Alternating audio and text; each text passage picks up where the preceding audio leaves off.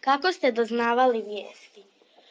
U moje vrijeme, dok sam ja još bio mali, u našem selu bio je dobošar, bubnjar, koji je obavještavao u lokalnim vijestima šta se dešava aktualno i tako. A vijesti smo slušali na radiju.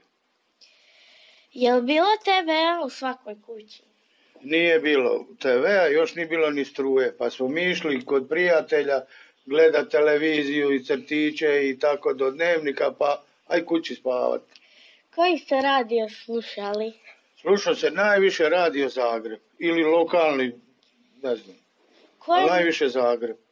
Koje novine su bile u svakom domu?